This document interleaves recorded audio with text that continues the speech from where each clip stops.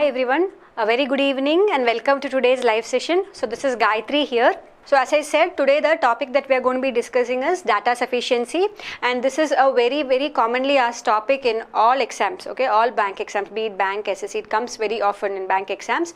And now coming to this data sufficiency section, the first and foremost thing that you should be good at to clear this section or correct questions, to make questions correct from this section, is that you should have a good understanding of the other topics, because most of the questions come from different topics in quantitative and reasoning. Like some questions pertain to concept of ages, some pertain to concept of calendars, or some pertain to concept of coding, decoding. So the first thing that you should be good at to solve questions from this topic is you should know the other topics well. Okay, so if you are preparing for aptitude for the first time, and don't go with a topic like data sufficiency first, because first you learn the other topics, the concepts of those topics, and then come to a section like data sufficiency. Okay, like some of you generally ask me doubts like which is the first topic that I start. I'm just starting to prepare aptitude, which is the first topic that I start. So what I suggest is topics like data sufficiency, keep it towards the end of your preparation. First learn other concepts in quants and reasoning, be thorough with the concepts, and then come to data sufficiency. Now, as I said, first thing to know is you should have an understanding of the other topics. That is the first step to solve questions from this topic that you should be good at. Now, the next thing is how you approach the question. See, how are questions from data sufficiency generally given in the paper? There will be there will be a question. Okay, there will be a question followed by two statements, two or three statements actually, but generally in exams you find only questions having two statements. Okay, so there is a question followed by two statements. You should find out whether these given statements are sufficient to answer the given question. Okay, so in data sufficiency you have to check whether the given statements are sufficient to answer the given question. Now, how do you approach this? See, the first thing that you should do is, see, what a lot of us tend to do is we try to make guesses. Never make guesses when you solve questions from data sufficiency. First thing is, read the question, okay? Read the first statement and try to understand what is given in the first statement, and see if you can arrive at the answer for the question from the information that is given in the first statement. Okay, if you can, yes, then that first statement is enough to answer the question, right? Like, we should keep that aside. Then look at the second statement. Look at the second statement, analyze the second statement, and check whether with the second statement you can answer the question or not. Okay, and after that you have to then, let us say, by using the first statement alone you get the answer, and by using the second statement alone also you get the answer. So what will be the answer option that you choose? You will choose either 1 is enough or 2 is enough to answer the question, right? So always analyze statement one by one. Now, for example, if the first statement, with the first statement alone you cannot answer the question, then look at the second statement. If with the second statement alone you cannot answer the question, then combine both the statements and see. Right, there are two statements. Check for each statement separately whether they are able to answer the question by themselves, else combine the two statements, then try to find whether you are able to find the answer and choose the options accordingly. Right, so what I am trying to tell you guys is, don't leave out one statement. Just don't look at statement 1, and if statement 1 is able to answer the question, just don't write statement 1 is enough to answer the question. You will always have to look at statement 2 also. Okay, so that is what I am saying. Analyze each statement one by one, check if they give you the answer, and then choose the options accordingly. Else combine both the statements and then try to find the answer. And the next most important thing that you should know is, see, don't waste your time by doing calculations. Okay, let's say if it's a question pertaining to some topic on quantitative. Okay, now they are asking you the speed of a train, or something like that. So you actually needn't calculate the speed and say that the speed is 2.5 kilometers per hour. Just write in the equations and see. Okay, now when you write an equation, you know whether you will be able to solve it and get an answer. If it is solvable and you know that if you do the calculations you will get the answer, leave it at that step and then just take the answer and go to the next question. So do not waste your time calculating or doing calculations. okay, because we actually don't need the correct answer, correct? You just need to know whether this statement will be able to answer the given questions. So these are small tips that you should keep in mind when you answer a question from data sufficiency. So what I said was, first thing is always have a conceptual understanding of all the topics. You should have very good conceptual understanding of all the topics from quants and reasoning. The next thing is analyze each and every option correctly and separately. Okay, then try to analyze both the options together and choose the option accordingly. Don't make wild guesses without actually analyzing a given statement. And the third one, as I said, once you have analyzed the options, the third one I said was, don't waste your times in doing calculations, right? The final answer is not actually required, so leave the calculation, just see if you are able to arrive at the answer with the given information. If you are, leave it, mark that as the answer and go to the next question. So if you keep these tips in mind, solving questions from data sufficiency becomes very easy. See, this is one topic wherein we all tend to, either one thing we do is we will waste time by doing calculations. The other thing we might do is we might not analyze the given statements correctly and we might mark a wrong answer. Okay, so let's start solving the questions directly. There is nothing else that you need to know, any basics that you will need to know, is just what I discussed. Okay, and we will take questions as and when it comes, and let's solve the questions. So the first question is there on your screen. Generally in data sufficiency there will be a directions that is given. Next thing that you should do is read the directions correctly. Okay, what each option means, that is very important. So here it is given that A, B, C, D, E, there are 5 options. And this is the question. Village Q is towards which direction of village T? First statement says, village R is to the southeast of village T and T is to the north of village P. Village Q is to the south of village P and to the southwest of village R. So how do you solve this? What is the answer for this question? There is a question followed by 2 statements. You have to choose one option. Which option will follow? Okay, so Vipul is saying the answer is E. So let me just solve the question for you. So whenever you have questions on directions, always draw the directions diagram, right? So let us now look at the first statement. Village R is to the southeast of village T and T is to the north of village P. Okay, so if there is a village T, then village R is to the southeast. Southeast of village T is this direction, right? So this is R and T is to the north of P. So this is going to be P. This is what we get from the first statement. So using the first statement, can you find out whether village Q is in which direction of T? No, because nothing about village Q is given here. Now let us look at the next statement, that is the statement 2. So I can say that statement 1 alone is not enough to answer the given question. Now let us look at the statement 2. Village Q is to the south of village P and to the southwest of village R. So if this is P, what does the second statement say? If this is P, village Q is to the south of village P and to the southwest of village R. So which is going to be village R? Southwest of village R means Q is to the southwest of R. So this is going to be, R is going to be somewhere here, correct? So this is going to be Q. Now with this statement, can you say, using the second statement alone, can you find the relationship between Q and T? No, you cannot. So first what you check is whether statement 1 alone is enough to give you the answer or statement 2 alone is enough to give you the answer. We can very clearly see that using both the statements alone, you cannot find the answer. So now let's try to combine both the statements and find, okay. So this is T, this is R. So if you are combining both the statements, this is P and this is Q, right.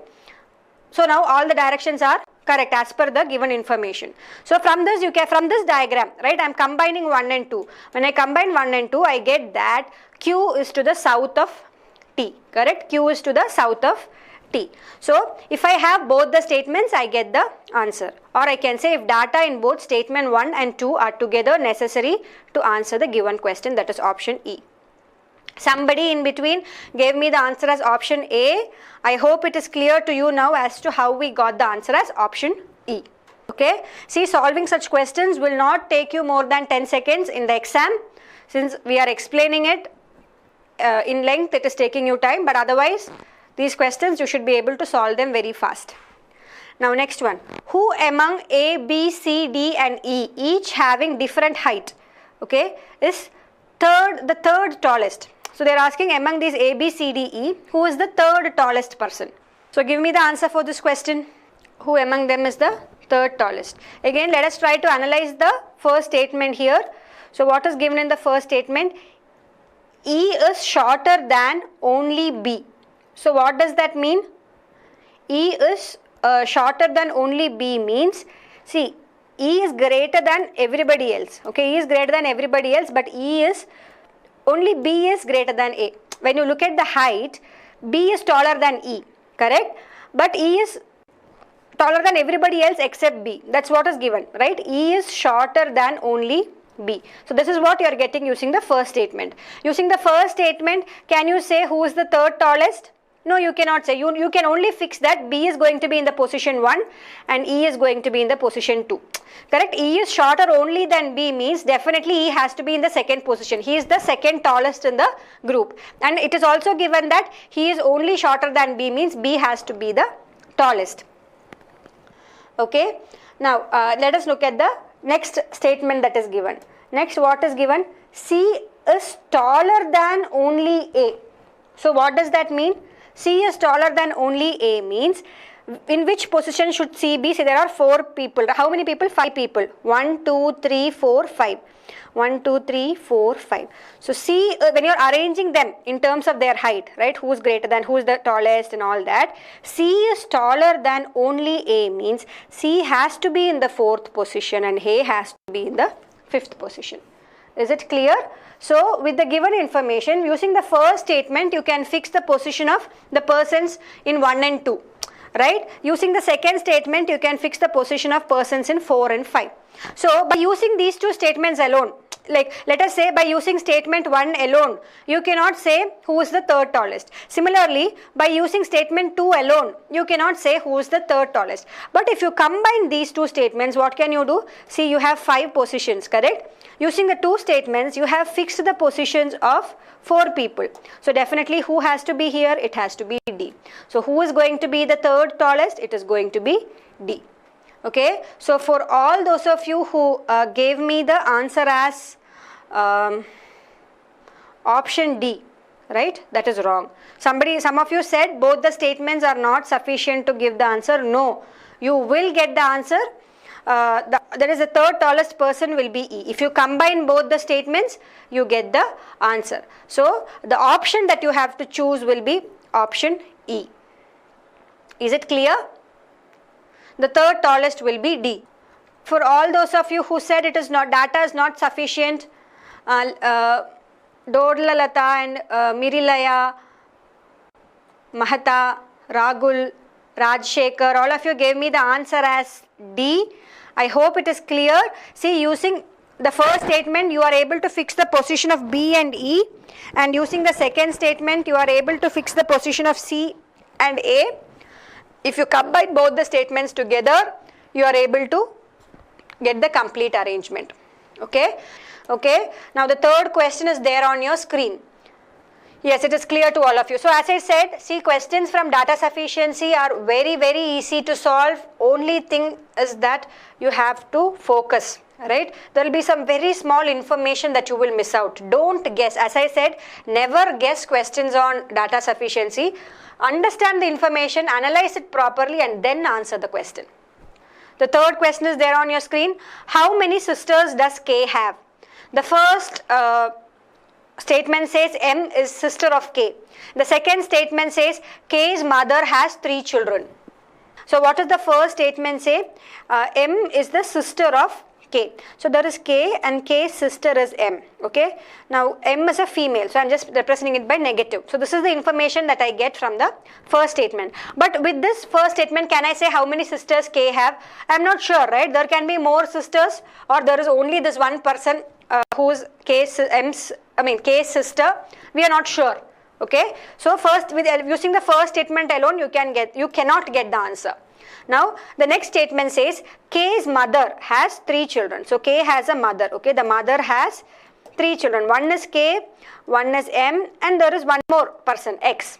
Okay, but by using the second statement, can you say how many sisters K has? See, we only know the gender of M. We do not know the gender of this person. If we knew this person was a male or a female, then we could have arrived at the answer. But we do not know that, correct? So again, using statement 2 alone, you cannot give the answer. Now, again, if you are combining also, see, okay, actually,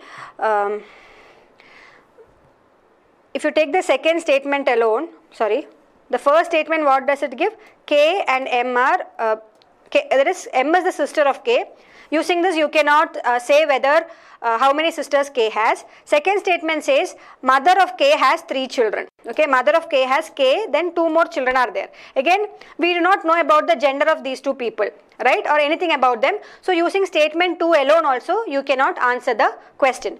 Now if you combine these 2 statements also, what is the only information that you get? There is K, there is M, and we know M is a female, but we do not know the gender of the other person. So again, using the statements alone or putting the statements together also, you are not able to get the answer for the question. So the answer is going to be option D, that is, both the statements are not sufficient to give the answer for the question. That is option D. Okay. Hi Anubrat, good evening. Hi Chandra Neeraj. Hi Rajesh. Hope it is clear. So the answer for this question is D. I think everybody got it correctly. Let's move on to the next question. This question is based on ranking. Okay. The question is this: in a row of 30 students facing north, what is R's position from the left end? The first statement says there are 12 students between R and Q. The second statement says T is 10th from the right end and there are 17 students between T and R. So give me the answer for this question. Again, first thing, analyze the first statement and see if you are able to get the answer with the first statement alone. Okay, there are 12 students between R and Q. See, there are 30 students in a row. Now, we don't know where to place R and where to place Q, right? We only know that totally there are 30 students. Now, there are 12 students between R and Q, means R can be on the left hand side, right? Q can be here. Similarly, this can be Q and this can be R. I don't know. Only thing I know is there are 12 students between them. So without knowing whether R is here or here, how do I say the position of R from the left end? It will be different in both the cases. So using statement 1 alone, I do not get the answer. Now let me look at statement 2. Okay, the statement 2 says T is 10th from the right. So totally there are 30 students and T is 10th from the right, means T is here. Okay, and there are 9 students after T here. He is 10th from the right end and there are 16 students between T and R. So where should definitely R be? See, 16 students between T and R means on the right hand side of T there are only 9 students, correct? So that 16 students has to be on this side and R has to be on this side. So there are 16 students between T and R. So with this information, you can definitely find out, see, we know totally there are 30 students. We now know the position of T from the right end. With the given information, we can also find the position of R from the right end. So you will also be able to find how many students are there on this side, on the left hand side of R, or what is the position of R from the left end. See, this is the only thing that you need. Remember, data sufficiency, you are not required to solve and find the answer. Once you draw this diagram and you understand that you will be able to find this value, you can say that the option, say statement 2 is enough to give you the answer. Statement 1 alone is not giving us the answer, but statement 2 alone will give us the answer. So answer for this question is going to be option B, that data in statement 2 alone is sufficient to answer the question, while data in statement 1 alone is not sufficient to answer the question. I hope it is clear. Lot of you gave me the answer as option E. No, it is going to be option B. Okay, because the information in option 1 is of no use to us. 2 alone is giving us the answer. Now let's look at the next question. Now the next question, a lot of you have given me the answer. How is go written in the code?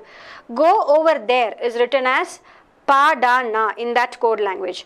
Go and sit is written as follows. So if you look at the statement 1 alone, we do not know what is the code for go, correct? There are already three words, 3 codes. Okay, we don't know which is for what. Again, looking at the second statement, you cannot say, right? 3 words, 3 codes, you cannot say. But let us combine both the statements and see. If you take both the statements together, the only common word is going to be go. And what is the only common code that you can see is pa. correct? So you can say that when you combine both the statements, you get that the code of go is pa. So both the statements are required to give you the answer, or the answer is option E. Yes, both is necessary. Good. Now let's look at the next question. Who among P, Q, R, S and T, each of different age, is definitely the youngest? So this is also similar to a previous question that we solved where a lot of you made a mistake. So now all of you try this question and give me the correct answer for this question. Right? Similar concept as to what we did for previously we did a question as to who is taller. Correct? Similar to that. So try this and give me the answer. The first statement says that R is younger than only T and P. The second statement says that Q is younger than T but not the youngest. Okay, Vipul and Shravya are giving me the answers. So let us check. So we have to find who is the youngest. Now what does the first statement say? The first statement says that R is younger than only T and P. Okay, so what does that mean? See, T and P, they are taking position 1 and 2. We don't know which is 1 and we don't know which is 2. Generally they are taking position 1 and 2. Okay, TP. Then comes the third position is by R, correct? So R is younger than only T and P means definitely T and P are going to be elder than R. So this is going to be in position 3. Okay, and then position 4 and 5 is going to be occupied by who? It is going to be occupied by the other two who are there, that is S and Q. But we don't know who comes where. Okay, now let us look at the second statement alone. What does the second statement alone say? Q is younger than T, but not the youngest. So it just says that T is elder to Q. Right, and it was also given that Q is not the youngest. So by using this statement alone, you cannot find the answer, correct? But now if you combine both the statements, right, what do you get? See, the position 1 or 2 is being filled by T or P, that we have fixed. Then we know position 3 is filled by R. Now what have they given in the second statement? They just say that T is elder than Q. Definitely T has to be elder than Q because he is either in position 1 or 2 with P, right? And Q has to be in 4 or 5. So definitely T is elder than Q. And it is also given that Q is younger than T but is not the youngest. So what does that mean? Q will not come in position 5. So Q has to be in position 4 and position 5 will be occupied by S. So who is going to be the youngest? S is going to be the youngest. So you need both the statements 1 and 2, both are required to give you the answer. So the answer is going to be option E for this question. S is the youngest, correct. So let's move on to the next question. The next question is there on your screen. Towards which direction was Q facing after he stopped walking? First statement says Q walked 30 meters towards the west, took a left turn and walked 20 meters. He again took a left turn and stopped after walking 30 meters. The second statement says Q walked 30 meters towards the east, took a right turn and walked 20 meters. Then he took a left turn and stopped after walking 30 meters. So let me see. First statement. I am looking at the first statement. Always whenever you have questions on directions, better to draw the directions diagram and keep so that you don't make a mistake. Now Q walked 30 meters towards the west. So if Q is at this point, he is walking 30 meters towards the west. Then he took a left turn. So if he is facing this direction, his left side is going to be this, correct? And he walks 20 meters. Then what is happening? Then he is again taking a left and walking 30 meters. So which direction is he facing? He is facing this direction or he is facing the east, correct? So from the first statement you are getting the answer. Now don't stop with the first statement, look at the second statement also. Okay, now again Q walked 30 meters towards the east. So if Q was here, he is walking 30 meters towards the east. So he is walking in this direction, took a right turn. So he is turning right, walking 20 meters. Then what is happening? He took a left turn now. Left means in this direction, correct? Left. He is facing this direction means this is going to be his left. And he is walking another 30 meters and stopping there. So which direction is he facing now? Again this direction or east. So by using the first statement also you get the answer. By using the second statement also you get the answer. So either one of the statement is enough to give you the answer for the question. Okay, towards which direction was Q facing after he stopped walking? He was facing the east. So what is the answer? The answer is going to be C. If data either in statement 1 alone or in statement 2 alone are sufficient to answer the question. Okay, yes, everybody is getting the answer correctly. Let's move on to the next question. The next question is there on your screen. How is always written in a code language? Rain is always good is written as 5397 in that code language. He is always there is written as 3685 in that code language. See, as I said, when such questions come, check for both the options. What you did was you tried the first option, it came correct, and then you just took that as the answer. No, check for the second option also. So let's check. How is always written in that code? Rain is always good is written like this. He is always there is written like this. So using the first statement, you cannot conclude anything, correct? There are 4 letters and 4 corresponding number codes. We don't know which is for what. Similarly, if you look at the second statement alone also, there are 4 different words, 4 different number codes. You don't know which code is for what word. Okay. So using these 2 statements alone, you cannot get the answer. Now let us combine both the statements and see. See what is common in both the statements. Is always is common, correct? So is always is there in both the statements. So and which is the common codes that are there? 5 3, correct? 5 3 is there here also. 5 3 is there here also. But again they have asked us the code for always. Right? See, we don't know which is the code for always and which is the code for is. We just know 5 and 3 is there. Any one of them should be the answer. So we are not sure. So by even if you are using both the statements together, you are not getting the correct code of always. Okay? We only know that it is either 5 or 3. So data in both the statements are not sufficient to give answer for the question, or that is option D.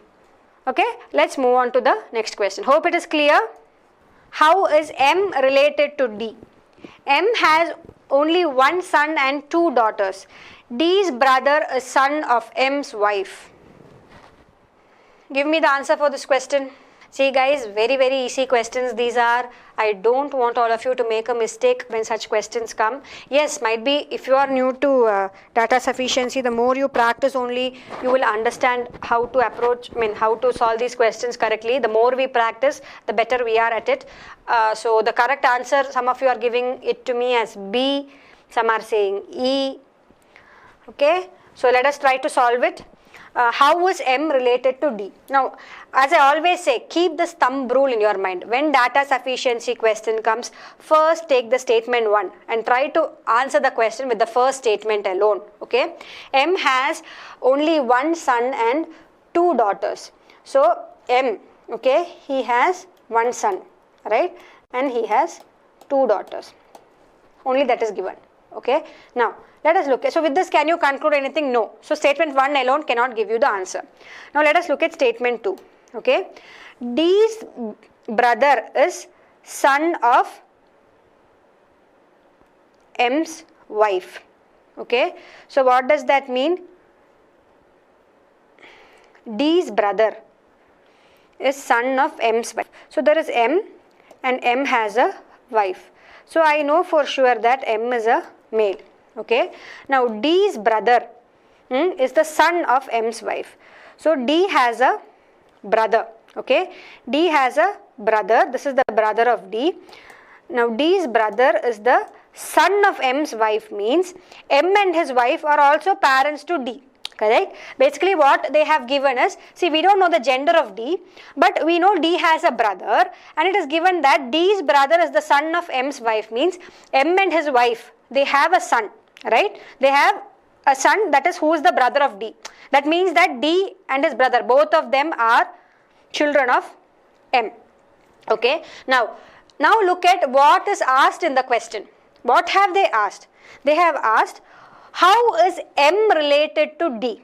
Okay, the most important thing that you have to note here is that the gender of D is not important here. How is M related? See, M has a wife, so definitely M is going to be a male, and M is a parent, correct, of D. So who is M? M is definitely the father of D. Okay, so actually by using the statement 2 alone, you are able to say that M is the father of D. See, they have only asked you how is M related to D. Irrespective of D being a girl or a boy, M is the father of D. So by using the statement 2 alone, you are getting the answer. Now, some of you gave me the answer as option E. So let me tell you why you would have taken it as E is because you know the gender of D only by using statement 1. Correct? Because in statement 1, they have given there is only one boy and two girls who are children of M. But is that actually required here? It is not required. Right? D being a girl or a boy is immaterial to the question asked. So by using only statement 2, you are getting the answer. Okay. See, very small area where we can commit a mistake, right? A very small mistake, you will get the wrong answer. Yeah. So the answer for this question is option B. That is, data in statement 2 alone is enough to give us the answer. Statement 1 alone can't give you the answer. Statement 2 alone is giving you the answer. Hope it is clear for all those of you who gave the answer as option E. Next question is there on your screen. On which date in April is definitely Praveen's mother's birthday? The first statement says, Praveen correctly remembers that his mother's birthday is after 14th but before 19th of April. Second statement says, Praveen's sister correctly remembers that their mother's birthday is after 16th but before 21st of April. Give me the answer for this. Okay, so what is Praveen saying? Let us look at the first statement. Praveen says that his mother's birthday is after 14th and before 19th. So which dates can the birthday be? It can either be on 15th, 16th, 17th or 18th. Correct? We are not sure. So but by using this, can you definitely say which date? You can't say. Now let's look at statement 2. What is Praveen's sister saying? Her mom's birthday is after 16th but before 21st. So it can fall on either 17th, 18th, 19th or 20th. Again, using statement 2 alone, you cannot say on which day the birthday falls. But if you combine both the statements, right, what do you get? See, the only thing that is common dates from what both of them are saying is 17 and 18. So the only thing that you can conclude using both the statements is that the birthday of the mother is either on 17th or 18th. But that is also not giving us the correct answer. We need the exact date, correct, which we will not get with the given information. So the answer for this question is option D. That is, data in both statement 1 and 2 together is not sufficient to answer the question. Now, let's move on to the next question. See, these are all very easy question, mark scoring questions. Always write it down like this and check so that you know correctly whether you are answering it correctly or not. Again, next question is a similar question which uses dates. On which date in November is definitely Chetan's father's birthday? The first statement says Chetan correctly remembers that his father's birthday is before 22nd November but after 14th November. Second statement says Chetan's brother correctly remembers that their father's birthday is after 19th November but before 28th November. See, these two questions, no, they were asked in one particular year of IBPS clerk in different sittings. So a similar type of questions have come. So what does the first statement say? From the first statement, what can we say? Chetan's father's birthday, correct, is before 22nd November but after 14th. So it is either 15, 16, 17, 18, 19 or 20th of November. That's what we are able to conclude from the first statement. Now what about the second statement? What is Praveen's and Chetan's brother saying? It is either on, it is after 19th, before 28th. So it is either on 20th, 21, 22 or like that till 28th. Correct? 21 is also there, no, here, yeah. So if you see the only common dates which we can compare, like see if you take the statements alone, you don't get the answer, right? So you don't know which exact day is the birthday. So I am combining both the statements. When I combine both the given statements, only thing I can say is that the common information that we get from what both of them are saying is that the birthday is either on 20th or 21st. Again, we do not get an exact date even when we combine both the statements together. So the answer for this question is going to be option D. Hope it's clear. Yes, 20 or 21. All of you got it. Let's move on to the next question. Next question is again on blood relations. So try this question. How is T related to W? T's only sister is married to M. W's mother is the only daughter of M. See, when such questions come, what are they asking? How is T related to W? Okay, one small thing that you can see is that, can you get the answer from the first statement alone? See, in the first statement, only some information about T and M is given. W is not even there.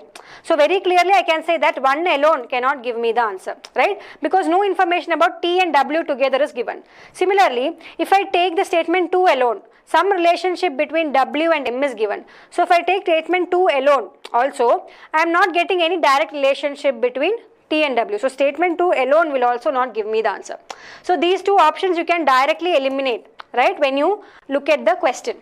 Now try to combine both the information given in both the statements and then see if that works. Okay. So what is given is, I am getting a lot of answers. T's only sister is married to M. So T has a sister. We don't know the gender of T.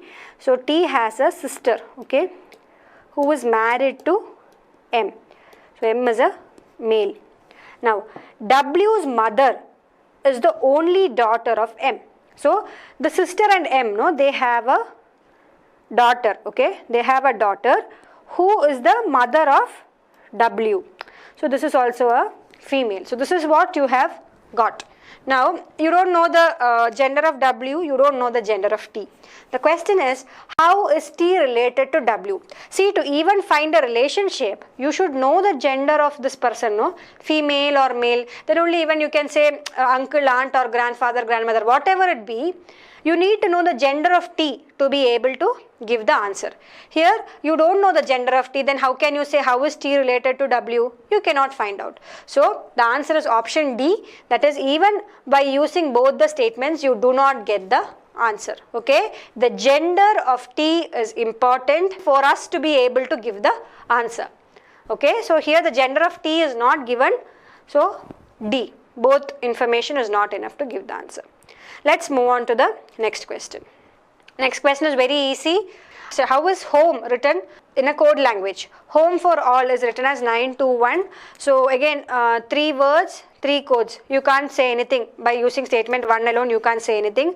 Similarly, you go home, with that you can't say anything, right? 3 words, 3 codes, you can't say. Now combine both statements 1 and 2. If you combine both statements 1 and 2, there is only one common word that is there, that is home. And what is the code common that is there? 2. So the code for home has to be 2. So if you combine both the statements together, you get the answer for the question, that is option E. If data in both statement 1 and 2 together are necessary to answer the question. Next question is there on your screen. Who among A, B, C, D and E having different weight is the heaviest? C is heavier than only A, D is lighter than both E and B. So what is the first statement say? See, if you are arranging the people in terms of their height, okay, how many people are there? 5 are there. So if you are arranging them in terms of their height, it is, first statement says that C is heavier only than A. Okay, so C is heavier only than A means that if you are arranging them like this, C will be here and A will be here. So C is heavier only than A. That means A is the person who has the least weight. That is what you can conclude from the first statement. The question is, we have to find who will come in position 1. So with statement 1 alone, you don't get the answer. Now let's look at statement 2. D is lighter than both E and B. So what does that mean? See, D is lighter than both E and B means E and B are there, okay, and these two are heavier than D. So again, we don't know who among E and B are heavier, correct? See, you can say that D is lighter than these two, that's all, right? We don't know who is the heaviest still. We are not able to find out anything using statement 2 alone also. Now if you combine both the statements, what do you get? See, you have fixed the position of 4 and 5, right? C greater than A. And you also know that E and B are greater than D. So definitely D has to be in position 3. But position 1 and 2, right? They can be E or B. We don't know who will be in position 1 and who will be in position 2. We need to find who has the maximum weight. Am I saying height? Okay, whatever it is, weight or height. See, position 1 and 2 is occupied by E or B. We don't know who is in position 1. They are asking us who is the heaviest. right? Only thing we are able to say is we can fix position 3, 4 and 5. So the answer is going to be option D. Okay, both are not sufficient. So accidentally if I said height instead of weight, I am sorry, the question they have asked weight. Hope it is clear. Next question. See, these are very easy questions, not much explanation required from my side unless you guys make some silly mistakes.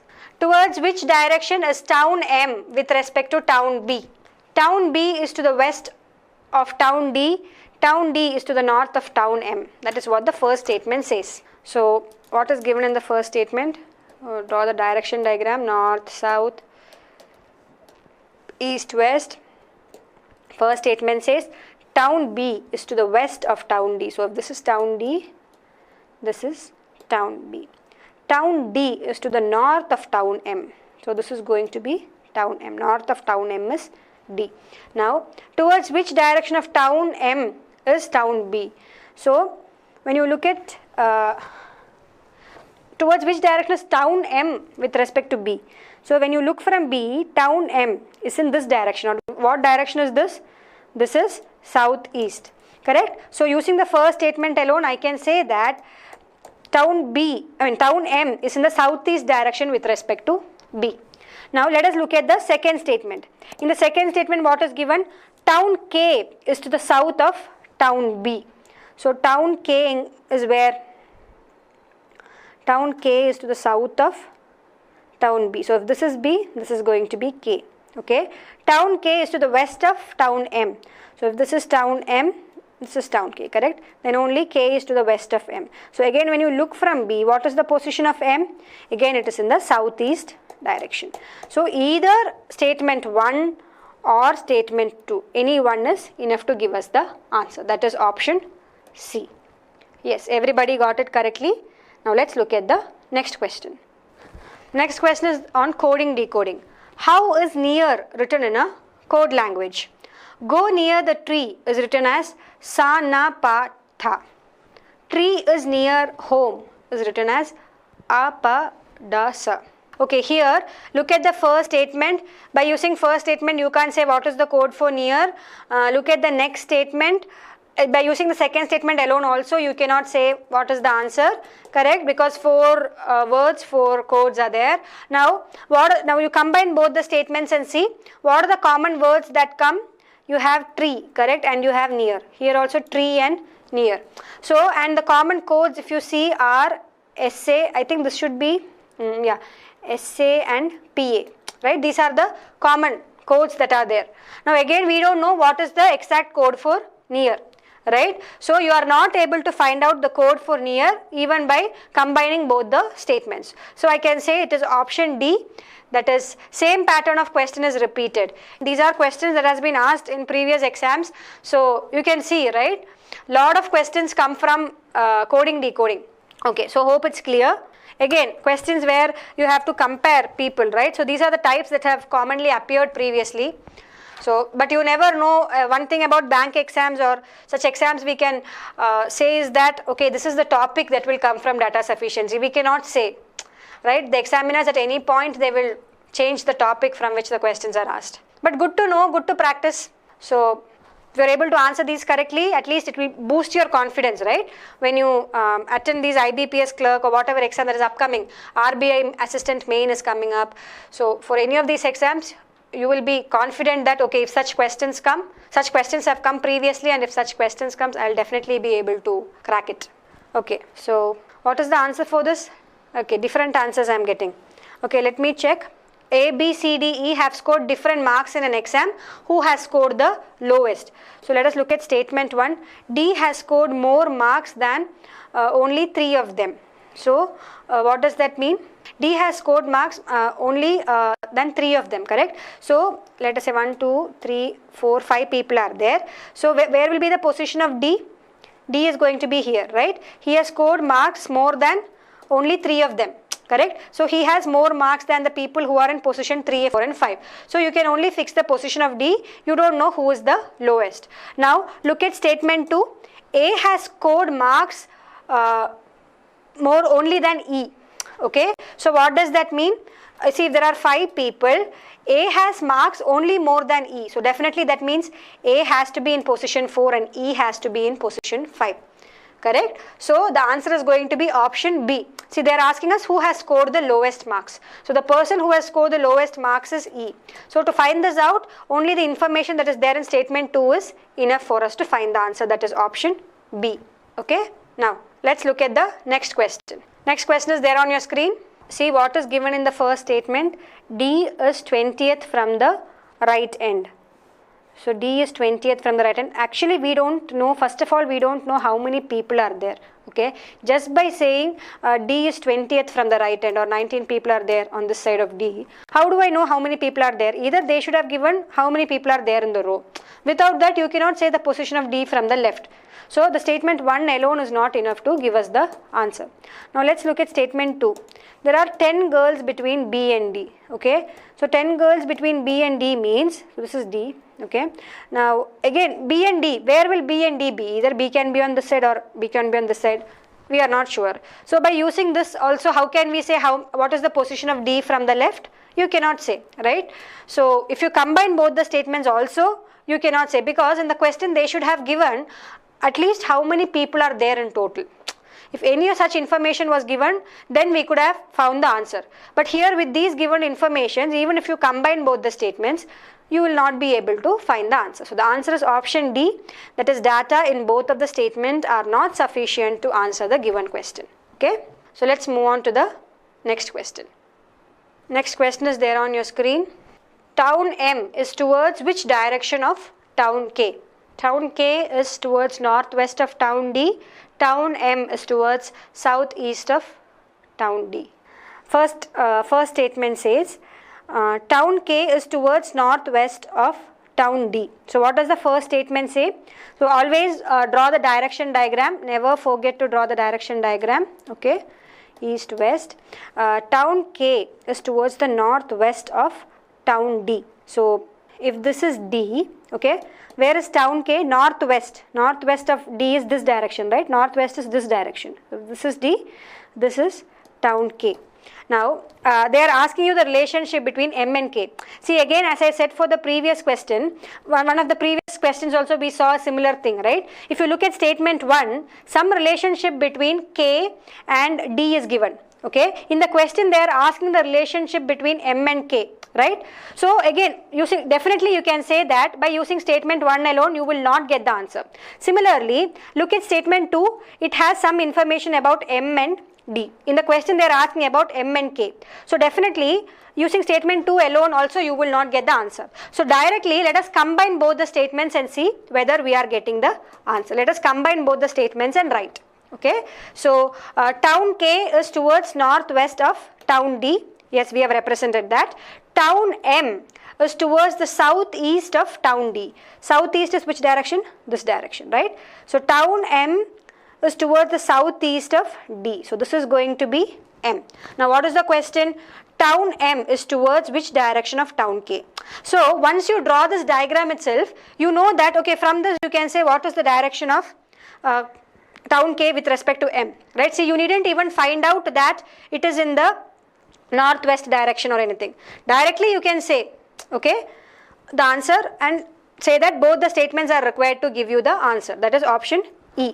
Okay. Now the correct answer would be town M is in this direction with respect to K, or it is in the southeast direction with respect to K. What I am trying to say is the southeast you needn't actually find out. Just when you draw this diagram itself, you know, okay, it is in this direction. I get the answer, mark option E. Okay, yeah, either 1 or 2 is also not possible, correct. So that also gets eliminated. See, if you look from M, K is in the northwest direction. In the question, they are asking town M is towards which direction of town K. So from town K you have to see. So it is in the southeast direction. Okay, anyway, that is not required to find the answer. I mean, to arrive at the answer as option E, as I said, the diagram itself says it is option E. Let's move on to the next question. Next question is there on your screen. How many daughters does P have? K and M are sisters of T. T's father is husband of P's father. So let me solve. How many daughters does P have. Now I am going to take the first statement alone. K and M are sisters of T. So what does that mean? T is there, you have K and you have M. All these three are siblings. And K and M are sisters means they are girls. We don't know the gender of T. Okay. Now the second statement. What does the second statement say? T's father is husband of P's mother. So what does that mean? T's father. Correct? T's father. T has a father. Okay, this is T's father is husband of P's mother. Okay, so this is P's mother. So this person has a child P. Okay, that's all we know. Okay, so basically there is a father and a mother who have two children T and P. So by using this, can you say how many daughters P have? Is there any information given about P's daughters in statement 2? Nothing is given, right? So by using statement 1 alone you cannot get the answer. By using statement 2 alone also you cannot get the answer. Now if you combine both the statements also, what is given here? See, there is a father and a mother. Okay, there are father and mother. So they have two children. One is P, one is T. From statement 1 I know K and M are sisters of T. Again, that's all I know, right? But is there any information about children of P? Nothing is given. So how can I say anything? We cannot say anything. Even you didn't combine. At this point itself you know that no information is given about P or his children. So you can directly say that both the statements are not enough to give us the answer. That is option D. Okay, let's look at the next question. Very easy question. I think everybody got it correctly. Not an issue. Next question is there on your screen. On which day of the week from Monday to Sunday did Arun leave for London? On which day of the week from Monday to Sunday did Arun leave for London? So Arun did not leave for London during the weekend. Okay, that is the first statement. So with that, can I say I only know that he is going on the weekdays, right? Arun goes on the weekdays. That's all I am able to understand from that. So only statement 1 alone is not enough. Now let me look at statement 2. Arun's brother left for London on Friday, 2 days after Arun left for London. Correct? So what does that mean? See, if Arun is leaving on Wednesday, then his brother is leaving on Friday. Correct? So Arun's brother left for London on Friday. That is 2 days after Arun left for London. So definitely Arun left on a Wednesday. Right? Again, this which day and all is not required. If I know that this person left on Friday and Arun left 2 days before that, that itself says I have got the answer. So using statement 2 alone, I am able to find the answer. That is option B. And statement 1 alone, we are not able to find the answer. Okay? Yeah. So let's move on to the next question. Next question is there on your screen. Again, lot of questions on coding, decoding, right? I think we have done some 4 or 5 questions on coding, decoding today. Okay, next question is there on your screen. How is new written in that code? New good clothes is written as 539. Good clothes are costly is written as 9673. Okay, a lot of you are giving me the answer as E. So let us look at the first statements. You have 3 words, 3 codes. With that, can you say what is the code for new? You cannot. Now let us look at the next statements. Good clothes are costly, right? Again, is written as 9673. So 4 words, 4 codes. So using statement 2 alone also you cannot give the answer. Or again 1 or 2. You cannot give the answer. So first 3 options are anyways gone. Now let's try to combine both the statements. So what are the common words in both the statements? Here good clothes is there, right? Here also good clothes is there. And what are the common codes that are there? Here you have 9 and 3, correct? Here also you have 9 and 3. So what can I say? The code of good clothes is code of good and clothes is either 9 or 3, correct? So 9 and 3 represents good and clothes, which is what we don't know and we don't need to know also. We just need to know the code for new. So what is definitely the code for new? The code for new is going to be 5. So if you combine both the statements, you get that the answer as code for new is 5. That is option E. I hope it is clear. In both the statements, the word good clothes is common. So their corresponding codes will be 9, 3 or 3, 9. So let's move on to the next question. How is party coded in the language? Okay, let me try. See, in this question what you have to see is that in each statement there are 2 sentences. Okay, yeah. Going to a party is coded as la fa q2. For a party is coded as fa mi 2. So going to a party, okay, and here for a party is there. See, I am going to look at statement 1 alone first. So what are the common words between these two statements that is given? Going to a party and for a party. A party is common, correct? And what is the code for a party? What are the common codes that are there?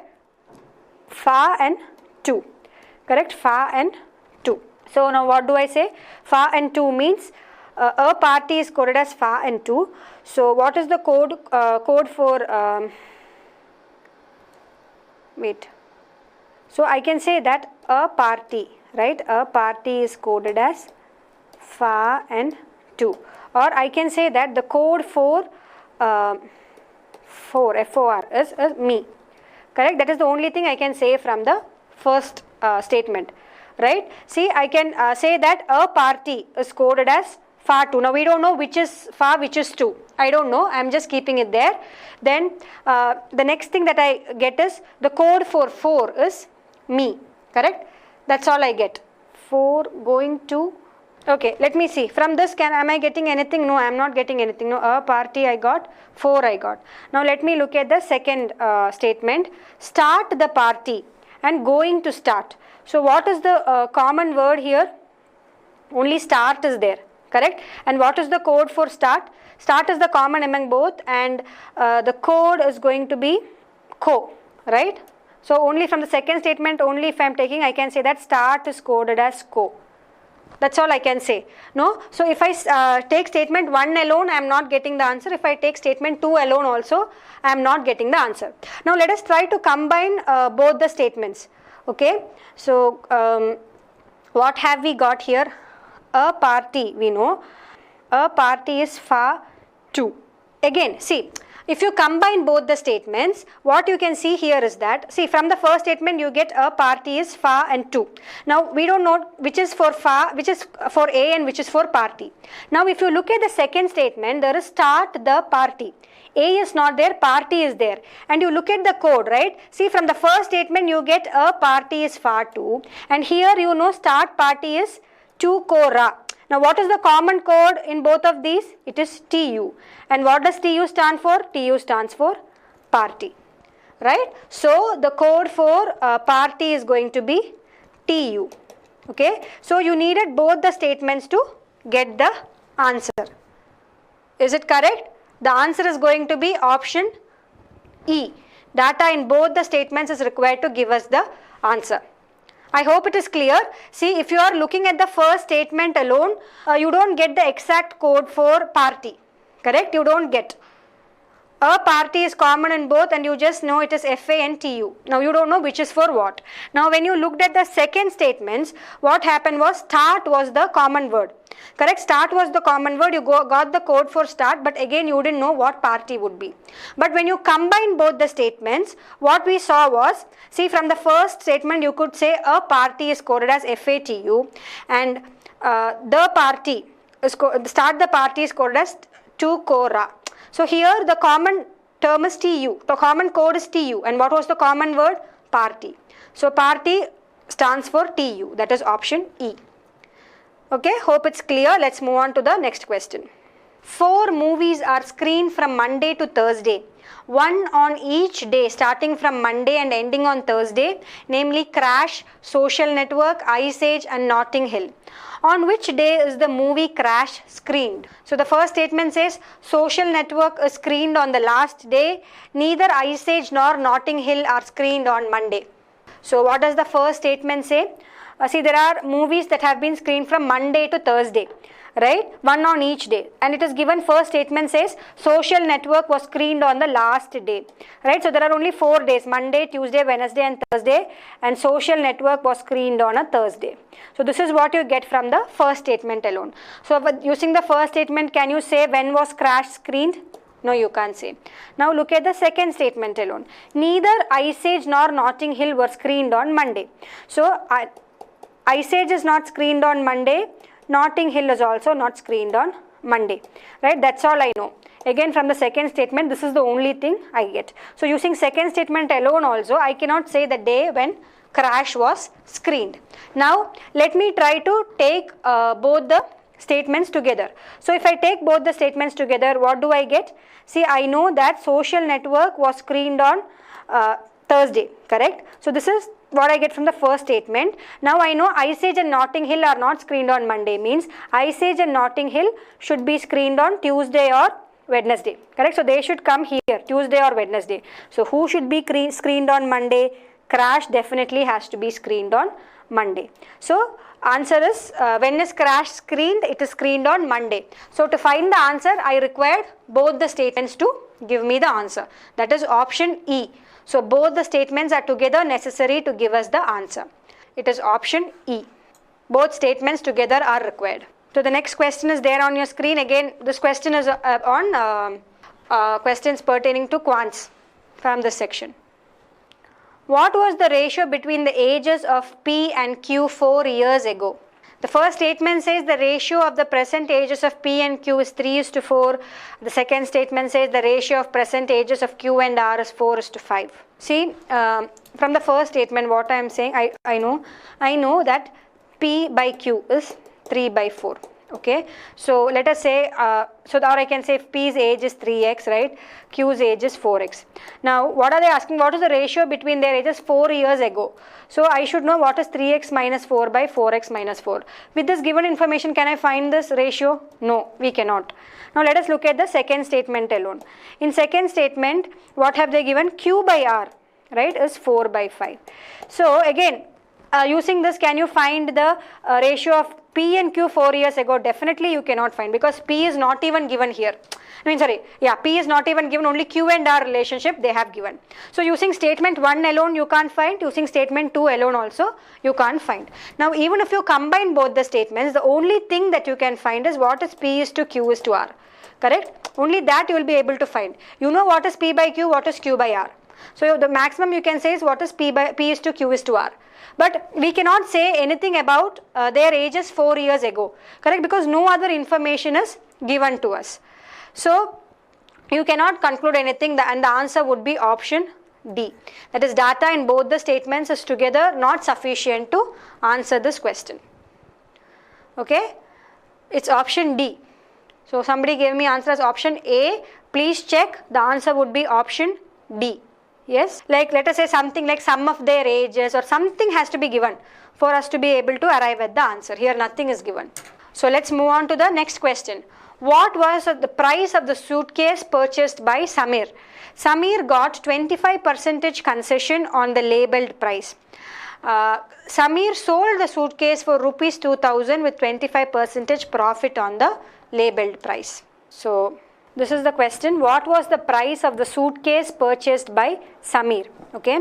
Now the first statement says that Samir got 25% concession on the labeled price. Labeled price is nothing but the marked price, correct? So statement 1 says if marked price is MP, Samir got 25% concession. Now what does this mean? 25% concession means he bought it for 25% less than the marked price, or he bought it for 75% of the value, right? 75% of the marked price he has bought the article for.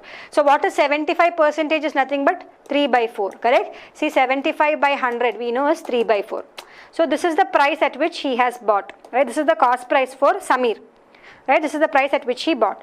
Now the question is, what is the price at which Samir purchased the suitcase? Can I find what is the price at which he purchased with this information given in statement 1? I cannot. So statement 1 alone is not enough. Now let me look at statement 2. What does statement 2 say? Samir sold the suitcase for 2000 rupees with 25% profit on the labeled price. So what does this 2000 represent? It is nothing but the marked price into, that is, he is making 25% profit on the marked price, right? Or I can say marked price into 125 by 100 is 2000. Okay, so that is what they are meaning. Now, so with this statement alone also I cannot say what is the cost price, right? But if I combine both the statements, right? If I combine 1 and 2, see what is there? You have a marked price and cost price equation. From this equation you can get marked price, right? If you solve, you will get what the marked price is. If you substitute it here, you will get the cost price at which Samir bought the article. Correct? So definitely if you combine both the statements, you will get the answer for the required question. So the answer is going to be option E. Okay, see, I'll solve it also, but actually in the exam you needn't solve it. So the first statement says that he bought the article for 3/4 of its marked price, right? So that is the cost price for Samir, and he is selling it at 2000 rupees, which is 125% of the marked price. See, only when I sell an article for 125, that is, if I sell it for 125% of the marked price, then only I will make 25% profit. Correct? So from this I can, if I combine both the statements, actually what will happen is marked price will be, see, this is nothing but 5/4, correct? In terms of ratios, 25 goes in both, so this is 5/4. So marked price is equal to 2000 into 4/5, correct? Or this is 400, or this is 1600. So what is the cost price? If you substitute it in the first equation, you get the cost price is equal to 1600 into 3/4, 3/4 of this, or that is equal to 1200, correct? 1200, 400 into 3, 1200. So this is the actual answer, but in the exam, as I said, you needn't find the answer at this step itself. You can stop and say that both 1 and 2 are required. Okay, I hope all of you got it now. Yes. The next question is there on your screen. What is the height of a triangle? The area of the triangle is 20 times its base. The second statement says the perimeter of the triangle is equal to the perimeter of a square of 10 centimeter side. See, the first thing that you have to note here is that, is it given what triangle it is? There are different types of triangle, right? You have isosceles, scalene, right angle triangle. Yeah. So if it is not given, how do I say what is the area? Okay, now let us look at the statement one by one. The area of a triangle is given as 20 times the base of the triangle, right? See, the triangle can also be a scalene triangle like this. It can also be a right angle triangle like this, right? I don't know.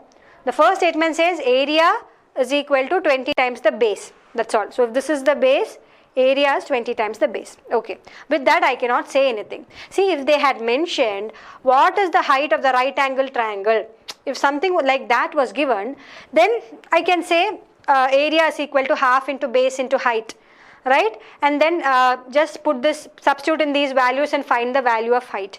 Here nothing like that is given. So using the first statement I cannot conclude anything. Now let me look at the second statement. The perimeter of a triangle is equal to the perimeter of a square of 10 centimeter side. So what is the perimeter of a square? It is nothing but 4 times the side, correct? Here it is given the square has a side of 10 centimeter. So its perimeter is 4 into 10 or 40 centimeter. So only thing now again we know is that perimeter of the triangle is also 40 centimeter. That's all. Again with that, see, perimeter of the triangle is nothing but the sum of the sides of the triangle. Okay, so if you have a triangle sides A, B, C, if you add these 3 sides, that is the perimeter of the triangle. Yeah, so generally how do we find the area? There is Hero's formula, right? Root of S into S minus A into S minus B into S minus C, right? So such formulas is what you use when you find area for scalene triangle. Just check up on triangles. So without knowing what triangle it is, we cannot directly say. Right? With both the statements, you cannot get the answer for this question. Okay? See, if it was mentioned in the question that it was a right angle triangle, then we can say that the area of the triangle is 20 times its base, and then directly you can solve. But here nothing like that is mentioned. So without knowing what triangle it is, exactly we cannot say the answer. So the answer would be option D, that both the statements are not enough to answer the given question. Okay? Yeah. Let's move on to the next question. What percentage rate of simple interest per annum did Ashok pay to Sudhir? The first statement says Ashok borrowed rupees 8,000 from Sudhir for 4 years. The second statement says Ashok returned rupees 8,800 to Sudhir at the end of 2 years and settled the loan. Okay, the first statement says Ashok borrowed rupees 8,000 from Sudhir for 4 years. Now you should know the rate percentage per annum, correct? So with this, can you say, from the first statement, can you say anything? What is the rate percentage? You cannot say, right? Now if you take the second statement alone also, you cannot say anything, right? It is only saying that he is returning 8,800 at the end of 2 years. Now if you take the second statement alone, only if you know how much he has borrowed, you can find the rate of interest, correct? Without that, you can't say anything. Similarly, in the first statement also, unless knowing what is the interest that he is paying, you can't say what is the rate of interest. So both the statements, if they stand alone, you don't get the answer. But if I take both the statements together, what does that mean? See, he has borrowed 8,000 rupees and he is paying back 8,800, correct, at the end of 3 years. So what is his interest? His interest is, he is paying us 800 rupees, correct? And what is the formula for a simple interest? Interest is equal to PNR by 100, correct? And in the second statement, they have given year is 2 years, or I can say 800 is equal to the principal is 8,000 into n, that is n is 2 into r by 100. From this you can find what is r. Okay, so if you have both the statements, you will be able to find r, and r is 5%. Okay, so again, you needn't calculate all this. Just if you know, if you read the two statements, what do you know? You know that the interest that he has paid is, you know what the interest is, you know the principal, you know n. So you definitely know that if you put in the values, you will get the value of r. So directly write that the answer for this is option E, that both statements of 1 and 2 are required to give us the answer. That's all. Okay, let's move on to the next question. So the answer for this is option E. Hope it's clear. Next question is there on your screen. What is the speed of a running train? The first statement says the train crosses a signal post in 6 seconds. So the train is taking 6 seconds to cross a post. But again, we don't know anything about the length of the train, right? See, what is the formula? D is equal to S into T, right? So to find any one thing, let us say I have to find the speed, I need to know distance and time, right? Unless these two variables are known, or here the length of the train is known, I cannot find out anything, right? So using statement 1 alone, I cannot say anything. Now let me look at statement 2. The train crosses another train running in the opposite direction in 15 minutes. Again, here no information is given about the length of the train or anything. They are just saying that both the trains cross each other in 15 minutes. So again, using statement 2 alone also, I cannot say anything, right? Because only time is given. Right? Even if you combine both the statements, they have just mentioned some time, but distance is not given. Unless distance is given in some form in the question, we cannot calculate speed, right? Because in time and distance, we know distance is equal to speed into time. The other two variables should be known to find out the third variable. Okay, so answer for this question will be option D, that both the statements are not sufficient to give answer for the question. Okay, so with that, we are coming to an end of the questions that has been chosen for today's session. See, I hope all the questions that we did today were easy and not very difficult. So see, as I said, these are questions that have been asked in the previous year exams. So I hope this session really boosted your confidence that you will be able to solve questions from the data sufficiency section if they come in exams. And I will see you in the next session. And this is Gayatri signing off till then. See you guys in the next session. Bye.